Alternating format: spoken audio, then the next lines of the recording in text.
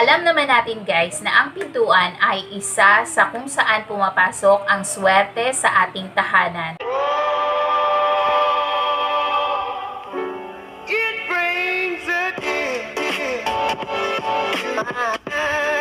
Hey guys, it's me, Neslie. Welcome and welcome back dito sa ating YouTube channel. So kung first time nyo dito sa ating YouTube channel, so please consider subscribing and also please click the notification bell down below para ma-notify ka sa mga pampaswerteng videos na i-upload ko.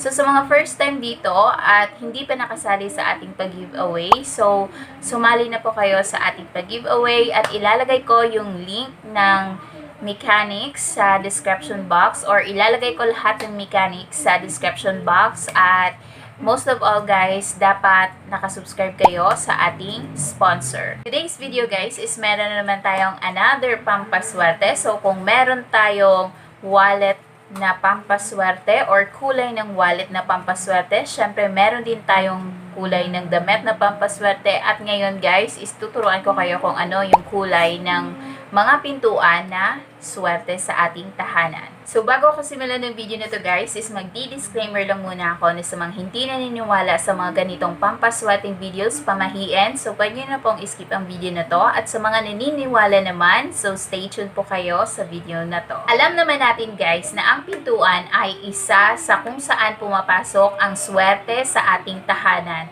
So ang pagiging maswerte ng isang pintuan ay hindi lang sa kulay nito, kundi sa kung saan ito nakadireksyon at nakapwesto. So una guys, kung nasa hilagang bahagi ito, so dapat yung kulay niya is blue, black, and purple. At kung naman nasa timog na bahagi ito, dapat yung kulay nito is red, yellow, orange, and pink.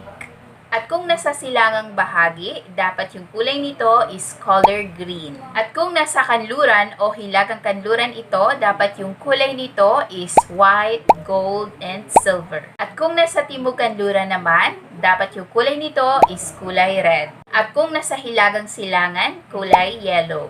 At kung nasa timog silangan naman, dapat yung kulay wood or green. At yun naman guys, para mapapasok natin or laging may swerteng papasok sa ating tahanan dahil sa kulay pa lang ng ating pintuan is naakit na ang swerte. So tandaan, huwag kalimutan lagi ang magdasal sa may kapal dahil hindi niya tayo pababayaan. So thank you so much guys again for watching this video and I hope to see you all again in the next video. Bye!